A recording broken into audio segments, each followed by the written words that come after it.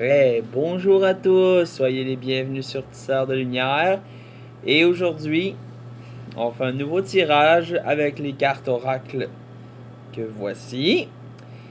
Aujourd'hui, nous allons nous concentrer sur le signe astrologique du Taureau. Donc, pour messieurs et mesdames qui sont de signe Taureau, c'est pour vous que je fais ce tirage. Je fais un rappel léger cette fois-ci parce que la dernière fois, j'ai vraiment expliqué de long en large sur la vidéo du Bélier.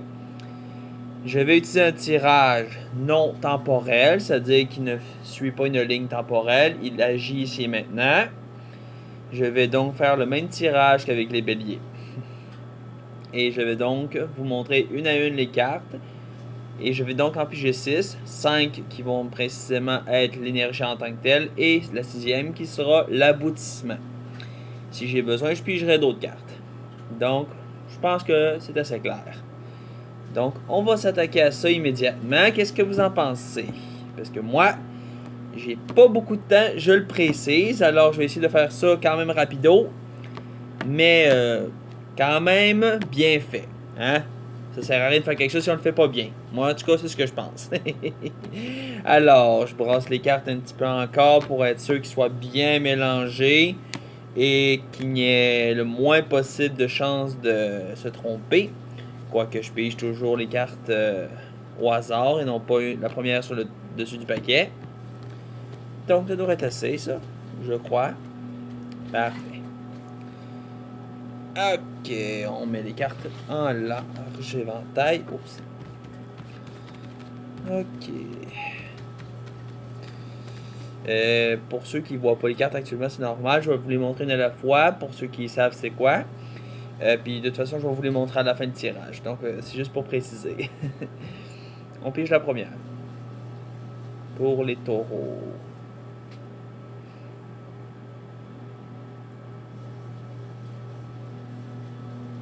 D'accord. Ah, ok.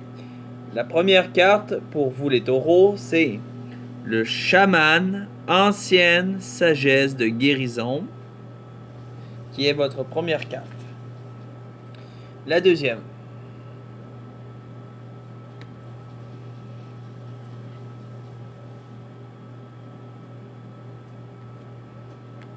D'accord. On a l'homme vert, la synergie.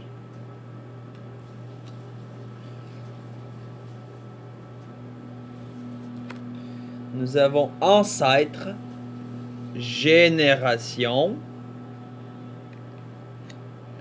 Nous allons piger deux prochaines cartes et après on va commencer le tirage tranquillement.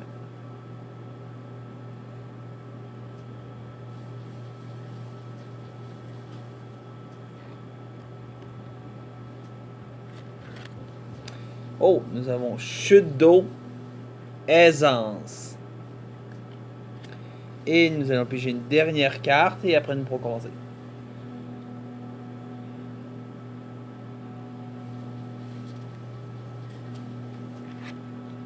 Nous avons, nouvelle lune, la promesse.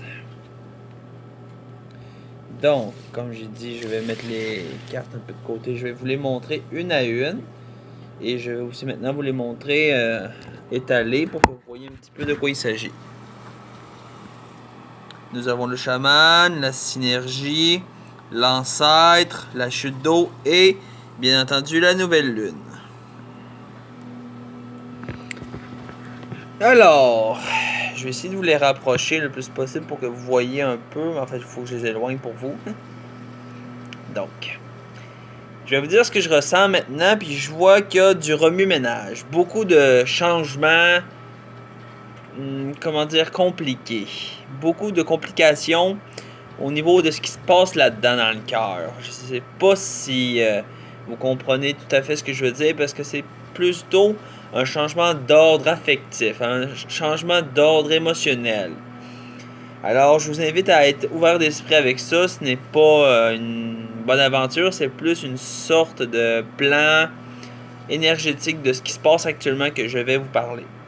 On va commencer donc avec le chaman, ancienne sagesse de guérison. Le chaman vous invite à prendre conscience de vos blessures, vous invite à prendre conscience de vos craintes, de vos peurs, mais aussi surtout de ce qui vous a blessé avec ces énergies-là. Et je pense que la blessure numéro 1 que vous devriez envisager, c'est les blessures d'ordre émotionnel affectif. Avez-vous des gens dans votre famille, ou même une compagne, ou un parent, qui vous a fait du mal, ou que vous sentez qu'il y a quelque chose que vous devez réparer? Si je me permets de vous le dire, c'est parce que je pense que certains signes du taureau ont besoin de se réconcilier, non pas seulement avec eux-mêmes, mais avec leurs proches. Y a-t-il des blessures que vous avez laissées trop longtemps suspens? Y a-t-il des blessures que vous avez trop longtemps laissées vous affecter, vous blesser, vous orgueilliser? Laissez donc partir cette énergie-là. Apprenez à vous guérir et apprenez que la sagesse de l'ancienne guérison vient du cœur. Laissez votre cœur vous guider. Ne laissez pas le rationnel vous dicter toutes ses lois. Le rationnel a ses bons côtés et ses mauvais côtés. Alors laissez votre cœur s'apaiser. Laissez votre cœur se guérir de toutes ces blessures que vous avez tant d'années laissé guider votre vie. Je pense que le premier message important, c'est ça. Et ça va nous amener à la synergie. Et ce qui va être important de savoir avec la synergie, c'est que c'est une énergie présente avec la nature et avec vous-même. Vous devez vous rendre plus harmonieux avec vous-même et avec votre environnement. Prenez le temps de vous connecter. Prenez le temps de vous ressourcer. Prenez ainsi pour acquis que la nature est votre thérapie. Prenez le temps donc de vous reconnecter à votre essence.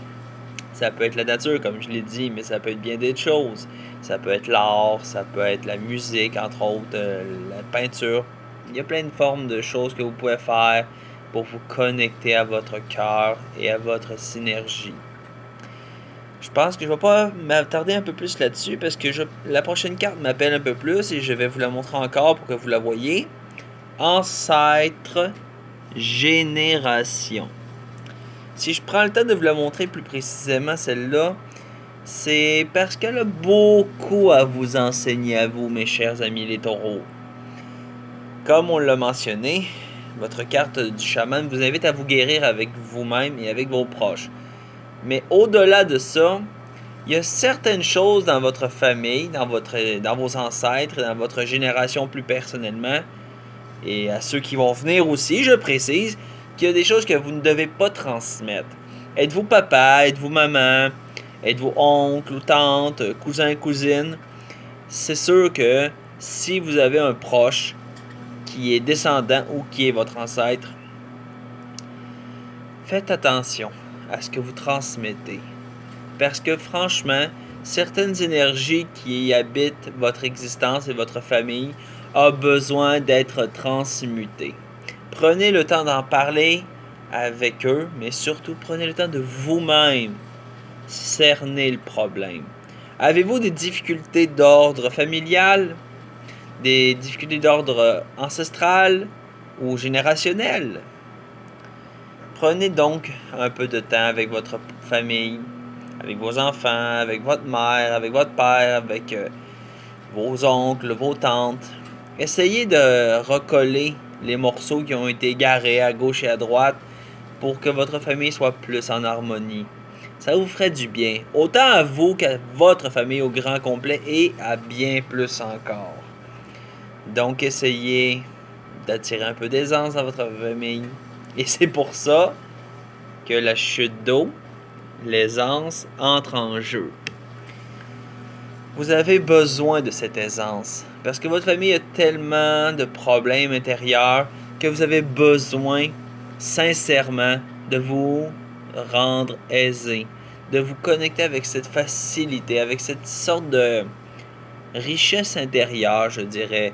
L'aisance, c'est pas juste la liberté, c'est la facilité, oui, d'avoir une richesse intérieure, l'aisé, comme on dit.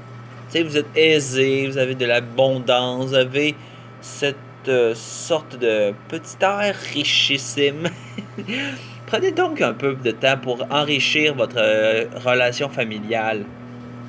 Comme le symbole l'indique, Oui, il y a une chute d'eau, mais tout ce qui est autour aussi est important.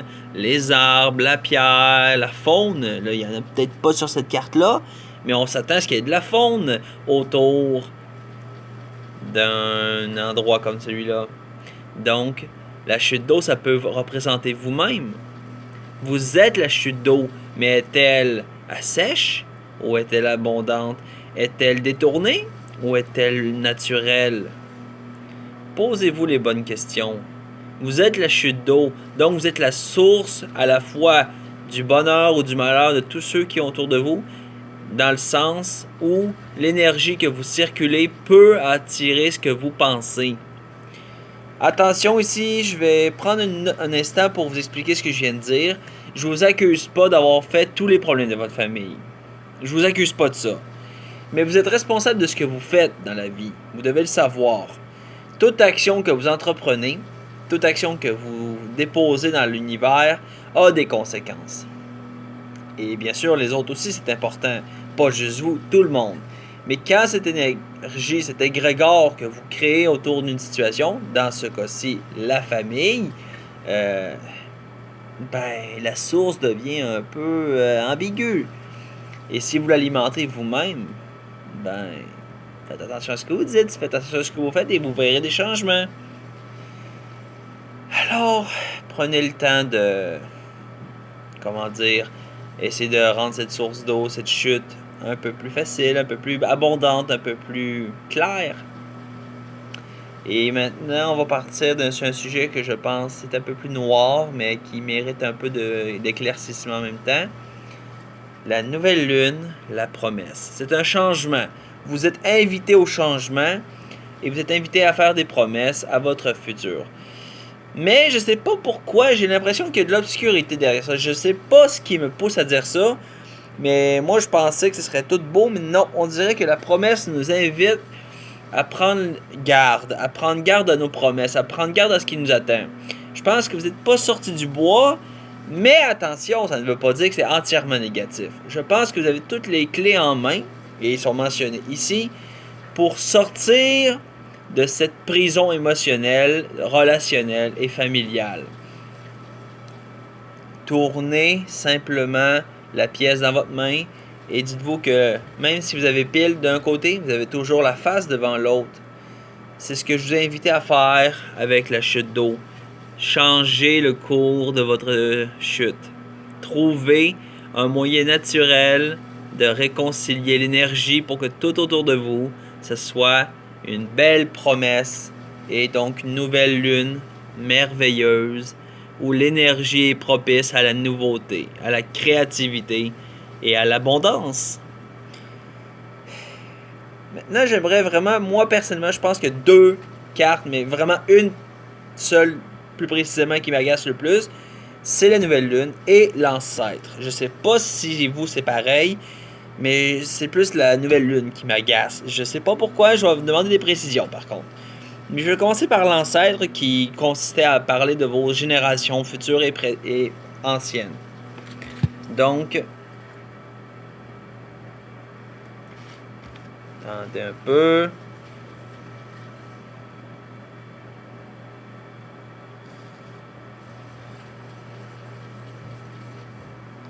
D'accord, ok, c'était juste pour être sûr. Ah ah! Drôle de carte, mais je pense qu'elle fit avec le décor.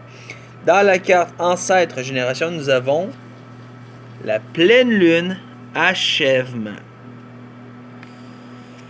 Au niveau des ancêtres, je pense que les choses vont se clarifier. Oui, je pense que tout va se clarifier. Beaucoup de choses au moins, si c'est pas tout. Je pense que la pleine lune vous annonce beaucoup de problèmes qui vont prendre fin. Beaucoup de choses qui vont se terminer avec brio et abondance. La pleine lune est un signe d'accomplissement pour moi.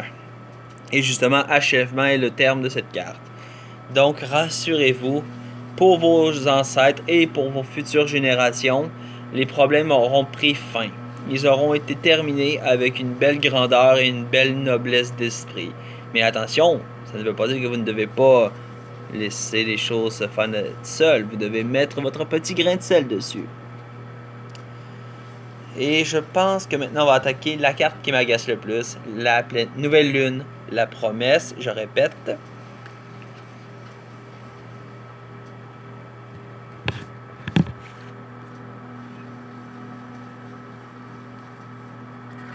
Donc.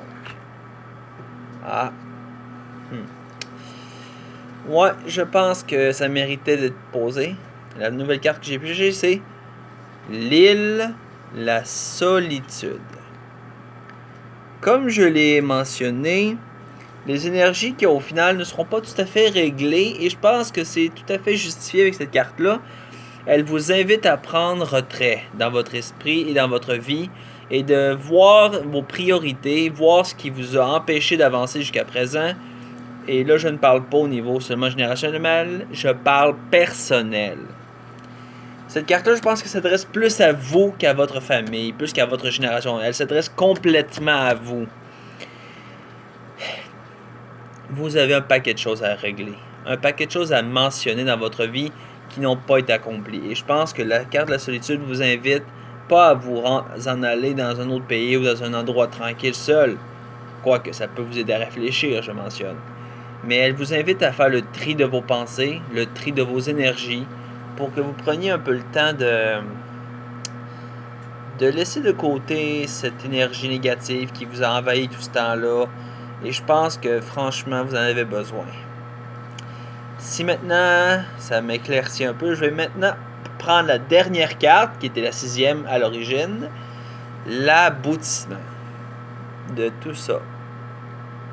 Ok. Donc, c'est un bon signe, je crois. La finalité de tout ça, après avoir traversé toutes ces énergies-là, je pense qu'on atteint un intérêt particulier, la pluie, la purification. Bien sûr, c'est important de temps en temps de vider son sac. C'est important de vider ses énergies. Et la purification vous invite à nettoyer tout ça. Donc, tout ce que vous aurez traversé jusqu'ici, avec cette énergie-là qu'on a mentionné depuis le début, c'est que ça va nettoyer autant votre corps physique que vos corps subtils, votre esprit et vos émotions.